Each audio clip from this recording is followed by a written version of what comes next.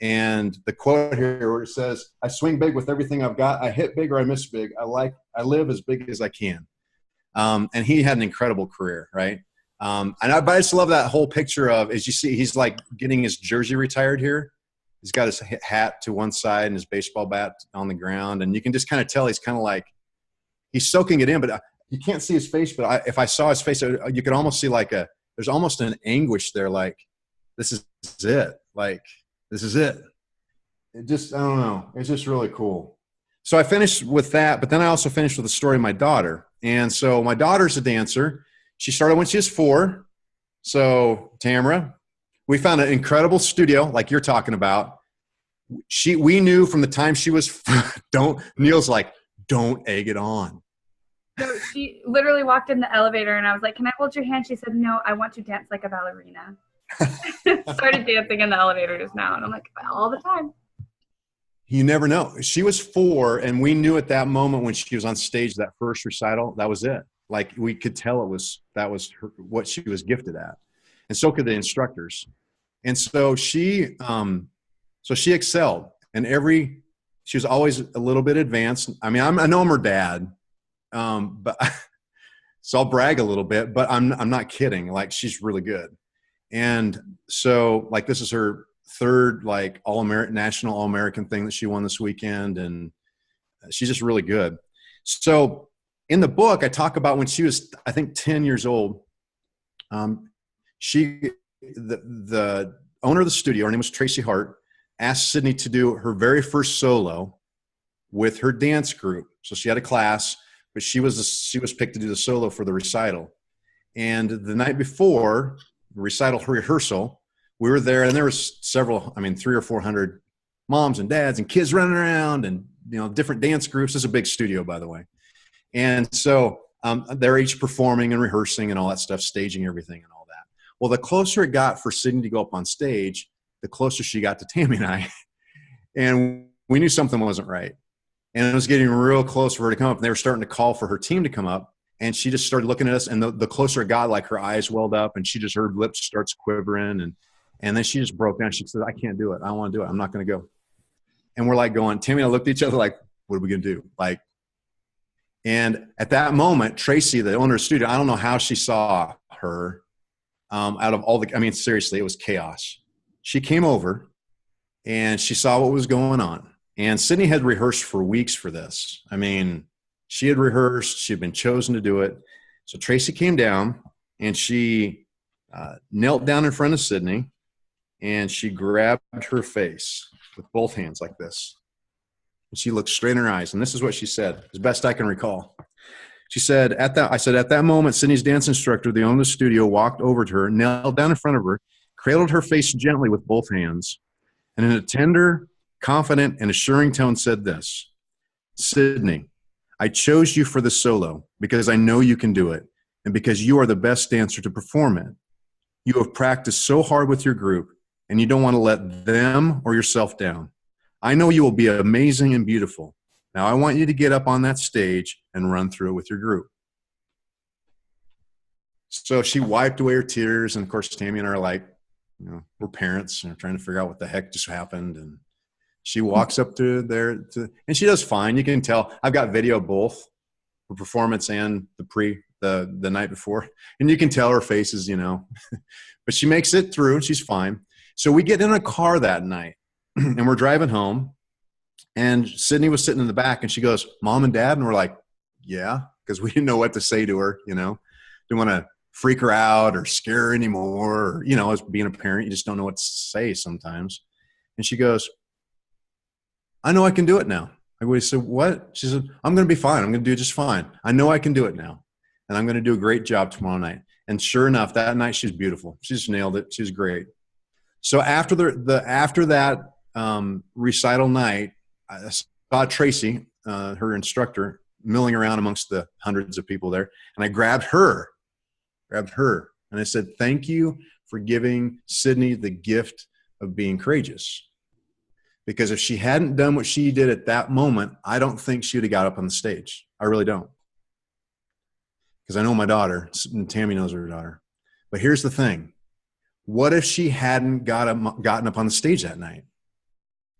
I don't think she'd be where she is today. I really don't. I don't think she'd be at the level that she's at today. She was given a gift that night that changed the trajectory of her dance career. I believe at her life, because she's learned so many things over the years through dance and built so many relationships and grown so much. So I share all that story for this. I want to tell each of you, get up on the stage and dance. You're here for a reason. You've identified this as a priority. And I know that you probably thought, if you haven't figured it totally out, you probably thought of, or you know of why you're doing this. And I guarantee it doesn't have anything or hardly anything to do with you. It has to do with somebody else. That's what's at stake. And what if you don't get up on the stage? What if you don't keep getting up? What if you don't have somebody next to you that says, no, Tamara, you can do this. You were chosen for this. You do a great job. You have a great team. You lead well. Get up on stage. Don't back down now. There's too much at stake. That's what I want to tell you tonight. Just get up on your stage and dance. You'll know if you've identified your priorities, where you are, where this all fits in, and how it's all going to play out. But you might fall down. You might swing out. You might strike out. You might drop the ball. You might get scared. You might fall doing pirouette thingies, whatever those are. But get back up. Because it's at the moment when you get back up and you start succeeding through those moments, those tough times, that you start experiencing things that you would have never experienced if you hadn't gotten back up. And that's what I want to encourage you with tonight. So with that, I have a cool gift. I'm going to put a link in the chat here. I think it's cool. So, this book came out by accident. Well, not accident. It was a God thing. But the name of it happened in such a cool thing. Brian Olson, who is owner of a band called Voda, who is a dear friend of mine. I don't know how many of you listen to Christian music or know of any Christian music. Okay. There was a band years ago called the Newsboys. And they were like at the peak of their career. And Brian was part of that band. Played the guitar. He has an incredible story, by the way. Played the guitar, sang, and for a few years. And then he stepped back out of the Newsboys because he started having kids and he wanted to take care of his family. And so he started up a couple other bands, but Voda's his band that's been around for a long time now. And so anyway, he needed a place to record his latest album. And he had a producer that was coming in from Nashville. And he asked me, if we've got a little lake house here in Lincoln, he said, can we just use the pool room, the basement room to start recording? I'm like, well, sure, but how are you going to do that? It's not a studio. Anyway, long story short, pretty cool how they did it. But they recorded most of the album here at the house. And so he kept sending me these demos of songs that they were recording as they were going through this process months along. One of them is called One Shot, One Life. And now I'm going to get emotional, but I was in the pool room where they recorded it when I was listening to it, because I was down there figuring out, what am I going to do with the rest of my life? I had a business coach I had hired, start thinking of this whole idea of how can I help men 35 to 55 and women 35 to 55 to stop worrying, start winning at things. Because I had all these principles, and we started developing this plan, and I was supposed to do this PDF opt-in thing for our website. It was supposed to be 2 pages, my success formula. And I started writing it, and I go, no, this is a book. This isn't like I can't do it in 2 pages. So I start working through this 3-year process. Well, it was at that time I heard the song. Brian sent me the demo, and I went, that's it. That encapsulates everything that we're trying to build at One Shot, One Life. So I said, Brian, can I use the song as a theme song? Can I use the name? I mean, he gave me rights to all this stuff. So what that link is a download to the song if you want it. So I'm excited because Brian is awesome. And if there's any way you can ever support him, if there's ever a way you hear a band named Voda or Brian Olson or whatever, get a chance to watch them, or I think they've got some stuff on this album isn't on iTunes. They haven't released it yet that way. They're holding it for some other things. But if it ever comes out and stuff, man, get it. It's great. But this is a download for that. This is our launch team. I have a launch team for the book, and this is a gift we gave them this week, but I wanted to give it to you guys. So that's it. Everybody should enjoy it because it's so awesome. You. That's awesome. Yeah. Thank you so much. You bet. That's super awesome. Thank you. You bet. It's fun. I love the song too. So anyway. Yeah. Well, I love the Newsboys, so this is going to be right up my alley. Sweet. I was a Brian, fan for a while. they're doing this whole reunion thing, and they've been touring around with Peter Furler and all the original guys. And Brian, they asked Brian to come, but again, he's got kids. He's got a daughter that's a junior, a son that's like a 9th grader, another son that's I think 5th or 6th grade. And he's like, it doesn't fit into our family right now. And I said, I asked him a couple of weeks ago. He was over here this last weekend for barbecue stuff, and I asked him, I said, "How does that make you feel? Like, what does that feel like? Or do you miss it? Does it?" He goes, "Yeah, it's hard." He said, "It's because it's part of me, you know." But he also, it's priorities too, right? It's priorities, and to look at a guy like that. He's a worship leader at our church, and he travels around with some other things, performing and stuff. And we've done the one shot. We've tested the seminar format for One Shot, One Life earlier this spring. And we had him and his John Wooten, who designs all my websites. He also plays in the band, had them perform. So we got some footage of that too. But so hopefully as we build this and start creating events, our dream is that Vote is the house band for what we do. And, they play awesome rock and roll and cover songs, and then obviously a lot of good stuff of their own, worship stuff and all that. And we've had them at Beachbody events. We've had them play several times. Anyway, so that's who these people are. So when you listen to it, that's who these awesome people are, John Wooten and Brian Olson. So that's super cool. That's really awesome. Oh my gosh, I'm so excited. Thank you so much for sharing all of this, Doug. Yeah, appreciate it, Doug. This is just really exciting, and I love seeing this transition for you, but I also love seeing that, like you said, like you're doing this because this is another passion of yours, but Beachbody still has a heart for you because you are still sharing and helping us and helping others. So I appreciate this so much. It shows us balance. It's what we do. People say, well, I've had some people say, well, you don't build like you built before. I know I'm in the business every day. It's just a little bit different because I built it to a point where it can be different. Yeah. And I can work on this too. And it'll always be part of what we do. I mean, there's always policy and procedure and restrictions. And there's a lot of things I'll just give you a little insight. There's a lot of things you don't see on my page, Beachbody related, because I can't. They won't allow me to mix those two things. It's not because I don't want to. I said, hey, this is part of my life. Why can't I share it? But that's okay. That's part of this whole trusting thing. I understand that. And so I'm still going to do whatever I can to support the network. Even though it doesn't look traditionally like it used to. That's okay. I'm cool with that. They're cool with that. And again, Tammy and I are so thankful for what Beachbody offers because it allows us to do this. And so that's the cool part of and it allows you guys, it's not just me, it's not about me tonight, it's about you guys. I mean, it allows all of us to do what we do. And if we keep that healthy perspective, it can be a vital part of our life. There might be times in your life where you can have to step back from the business a little bit, or there might be times when you need to re-engage or get re-energized. You can't.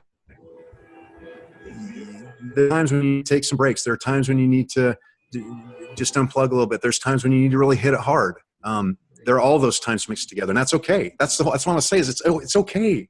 A lot of people they feel bad if they step back or something happens in their life, they got to take a break. Then they think it's over. Well, no, it's only over if you allow it to be over. Seasons. Life is about seasons, right? We have babies, and then we can't wait to not have to change their diapers anymore. Finally, they go poop on their own. And then we're like going, I don't want to have to feed them anymore. And then finally they can feed themselves. And then you're like, I don't want to have to take them to all their activities. And finally they can drive themselves. And then, then you're like, I don't want you to leave the house. And then they leave the house.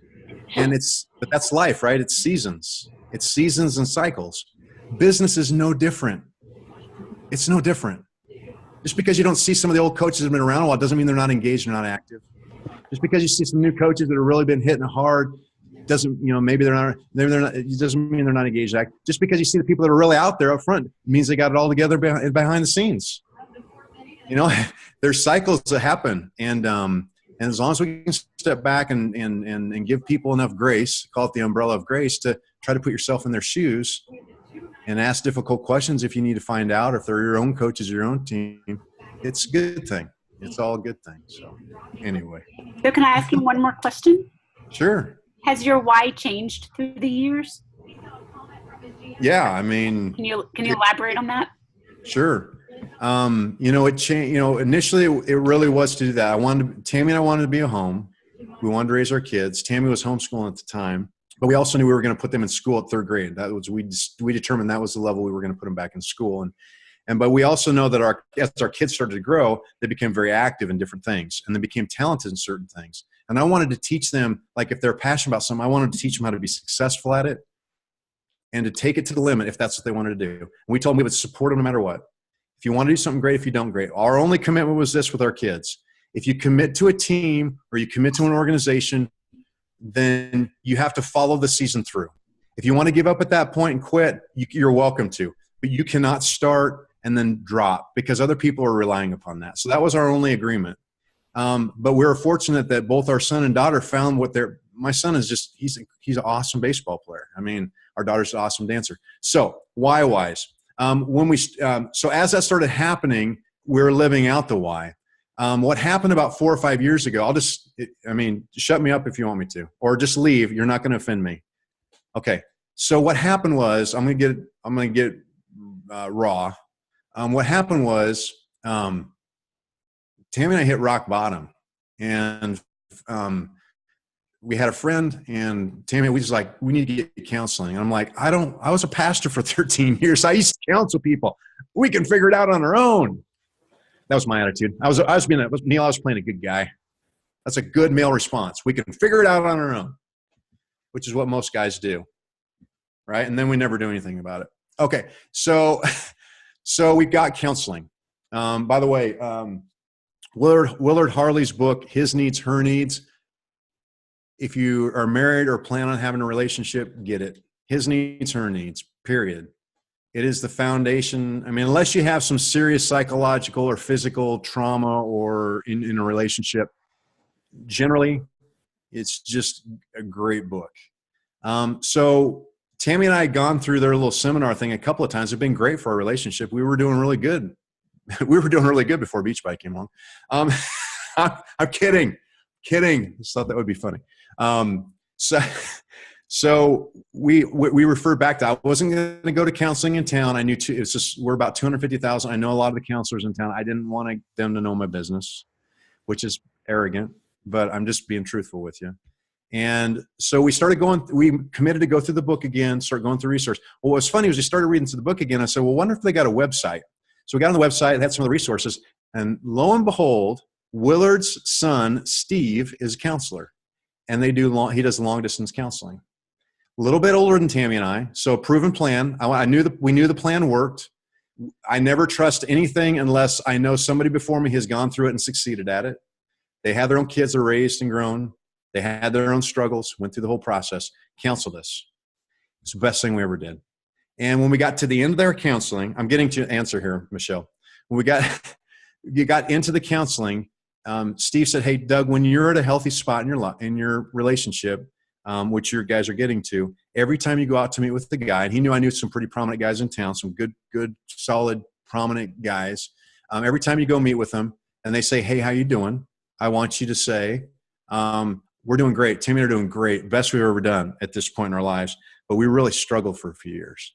We got some counseling and we're really doing well. I can count 10 guys that I met right away, coffee or lunch or whatever. I mean, what that happened to. Every one of them said, you went through that. We're going through that right now. I thought I was all alone. Don't know what to do. And it's at that moment, because I was there, is at that moment where guys make stupid decisions. Gals too, but there's more girls on here tonight than guys, so I'll pick on us guys. But guys are really good about making stupid decisions. We call it midlife crisis. And I realized that I had been through something, that Steve saw something. He planted a seed to realize that there's a big need. Guys, 35 to 55, gals, 35 to 55, secondary, where we struggle with things and worry about things that we don't need to. And most people try to figure it out on their own. And when they do that, they go down the wrong path and make a bad decision that hurts people around them. And I knew if we started exploring that route, that maybe there was something to that. So God kind of planned this whole thing. So it was at that moment, Michelle, a few years ago, 4 or 5 years ago, I met a great woman who really helped me be a business coach, who really helped me start taking this whole concept, exploring it, turning it into an idea or a product. And then from that, One Shot has developed. And so we're in the process of the book launch. We're going to be doing an online course, membership site. We've already been doing seminars. We put those on hold until we get everything going after September. We hope to have to do some larger events. I do one-on-one coaching right now, which I mean, all the stuff God's given us. I've got some speaking engagements set up that I didn't plan on. So as far as priorities have always been Faith, Tammy, then my kids. Did you catch that? Faith, Tammy, then my kids, not Faith, my kids, Tammy. Or Faith, Tammy and kids. It's my wife first. Then I can be a healthy dad to my kids. And then from that, I said, what do I want to do with the rest of my life? And so I don't know if this is where it goes. I don't know if it's part-time, full-time, what happens. I'm just hanging on. I'm saying, God, I'm stepping. There better be something there when I put my foot down. So I'm hanging on to that. And I'll tell you this, is this okay? Okay. So that's my priority. We've also done a lot of other priorities too, financially with the business. One of the priorities was to be able to take care of our kids' college education, all this. So we're in the process of spending the most money we've ever spent in our lives. The business has allowed us to do that. We set that a priority earlier, but we've been really focused on not only that now, but looking at generational wealth for our kids and for our grandkids and when we die, when I kick the bucket, who knows when, that can be something that hopefully can. So that's been a priority that's evolved over the years. Tammy has become a really incredible leader in this Bible study fellowship. It's a huge women's group in town. She works with the kiddos, little kids, and she's in charge of all that. So her priorities has shifted as school's starting to shift and we become empty nesters. God's allowed that to come in, and she's starting to make that a priority as far as what she's doing. One Shot will be my priority and hers. She's involved with it really heavily as well. But let me tell you about the worst night of our life. Worst night of our life is how I opened the book. And the reason why I tell you this is because this is really what kickstarted it. Because Joy's like, all right, tell me how you got where you're at. Steve said, tell me how you got where you're at. When I was at this one speaking, it was a seminar thing that I always wanted to go to for years, but it always landed on my daughter's birthday, and I chose not to do it because of that. 1 week it opened up, and that's where I met Joy. I mean, God has his ways. Tell me the worst moment of your life. So it was one night, it was late. We were arguing, under our breath, kids are sleeping, and every other word come out loud. Cause you're like you're mad and you're trying to get your point across. And I was so frustrated, and I just needed to cool off. And it was a beautiful night out. And we live, our house we live in the middle of town. Our high school is like one of our high schools, but high school our kids go to is kind of cattywampus. But if you start walking on our sidewalk, it goes 2 miles all around in a big circle around the 70-acre park, our high school football stadium, our high school, all this stuff. So I was all mad. If you'd have seen me, you thought I was nuts. I mean, if there's been a policeman out there, he probably would have said, get in the back because you're crazy. So I was like yelling at God and yelling at Tammy and why'd you do this to us? All this stuff, all this crap. And I got to the place where I was by the football field. And honestly, I was like so mad that God had allowed us to get to this point. That's how I felt. So I thought I could scream because I was brr. I don't know if you're willing to get to that point. I was at that point, like brr. And so finally I just screamed. I said, God, why are you doing this to me? I mean, why are you doing this to me? So I said, well, you know what's going to happen. And it's seriously, this is the only way I can explain it. It's what I put in the book. It's literally like I was in the center of the football field, 50-yard line, and you could hear the thump, thump, thump, thump of the lights come on. You ever hear that sound? Thump, thump, thump, thump, thump. And God just said, it was so clear. I didn't do this to you. You did this to you. That's it. was it. And it was just that little slap to say, you got things out of whack, man. I mean, you got things out of whack. And so that's the moment I realized I had to take responsibility for that. And that's what began this whole process, this whole journey. So that's kind of the egg, the seed, all that stuff as far as how priorities have changed. With Beachbody, you know, I'm going to continue to do what I can, support what I do. And I'm hoping that's, I don't know what God has planned, but I'm here, for the long haul. I'm here forever, however that looks. I'm hoping it stays part of all that. It's part of what we do. So, but we've really focused this year. My main focus, my top priority this year has been the book, the launch of the book, and getting this whole foundation of what we're doing with One Shot set up. And the reason why is because stuff like this doesn't happen very often. I mean, I got a publishing contract from a publisher in a matter of 2 weeks. I didn't do anything with it. My business, how that came about is my business coach said, we were going to launch last fall. She wanted just a digital copy. And I said, no, I want a physical copy. I want people to write in it. I mean, we got worksheets. I mean, this isn't it's easy to read. It's not easy to go through. This isn't a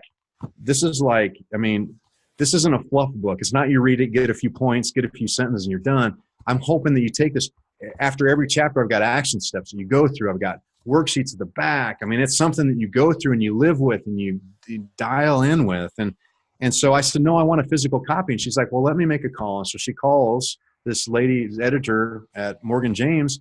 And she said, well, let me talk to Doug and let me see the manuscript. And so I met with her the next week for about an hour. And it just happened that they met 2 times. Their editing board met 2 times a year. That next week. See ya. Bye-bye. I'll shut up after this. So after they met, she called me right away and said, we want your book.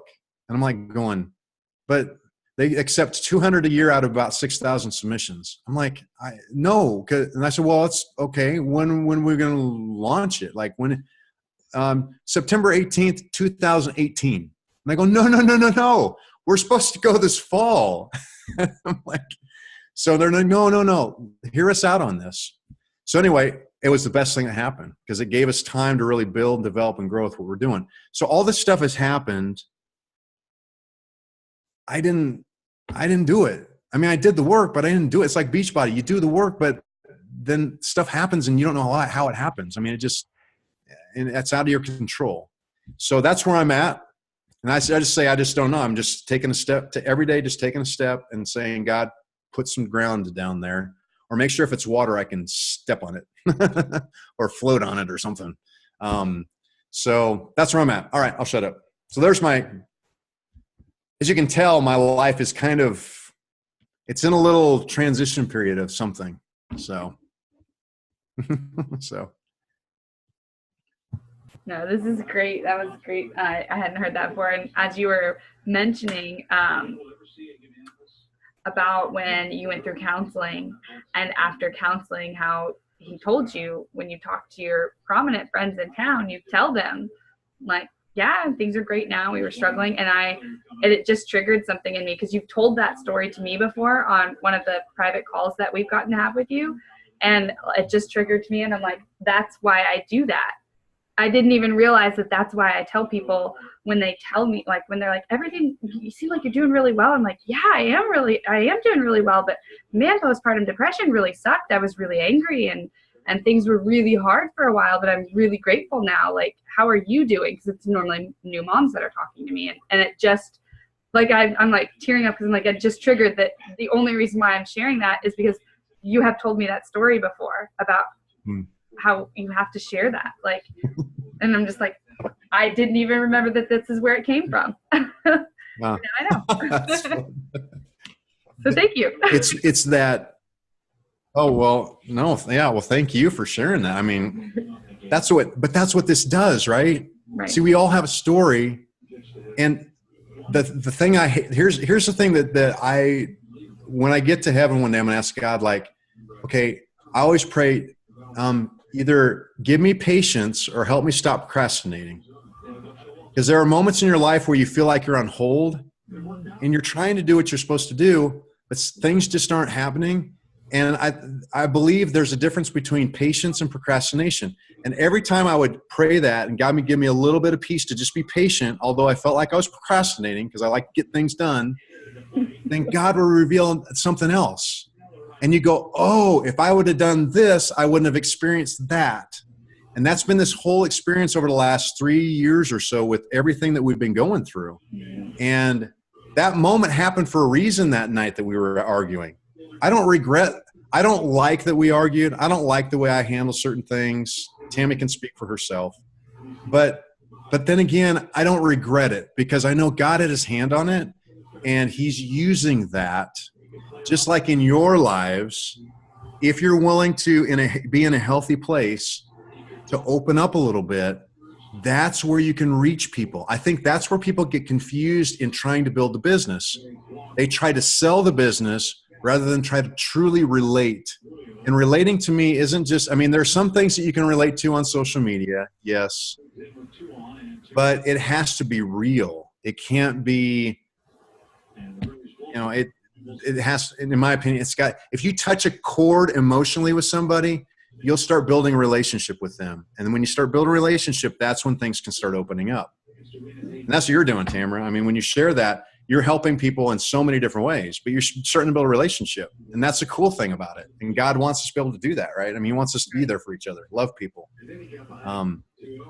And you may not have people may not have a story like that. That's okay. You've got your own life experiences that you and God will cross. Here's the other lesson I've learned. If you pray and just trust, God will cross paths with the people that you need to be crossing with. The question is, are we going to be aware enough of the path that's been crossed for us or for them? We're going to be open to it. And a lot of times we're just not open to it. And we're like, well, nobody cares about me or nobody will help me with this or that. And you realize, well, wait a second, my path has been crossed with somebody. The question at that point is you just got to, do you pursue, do you not? Dr. Warren Wiersbe, who's a spiritual giant. I'm gonna shut up. I can keep telling stories all night. So never mind. So anyway. Doug, we really appreciate you. Thank you guys. Thank you all so much. And I've recorded both of them, so we'll have both of these in our team page. And thank you again. And actually, I need to copy the link because I have it there. How do I? Yeah, you can share that link. Control C. I don't have an app. Yeah, it's a normal computer, not an Apple. Excuse me. But thank you so much. And we're just really, again, thank you for taking the time and explaining all of this and just really, like we said, bringing it back to the heart and not just the heart of Beachbody, but like your heart, what's your passion. So, yeah. Cool. Well, thanks. Thanks for letting me be vulnerable. So appreciate it. All right. Have a good night, everybody. Good night, everyone. Love you guys. Yep. Have a good vacation. Thank you. Donuts. Donuts and sangria. There you go. It's even better. Yeah. All right. Bye. Bye-bye.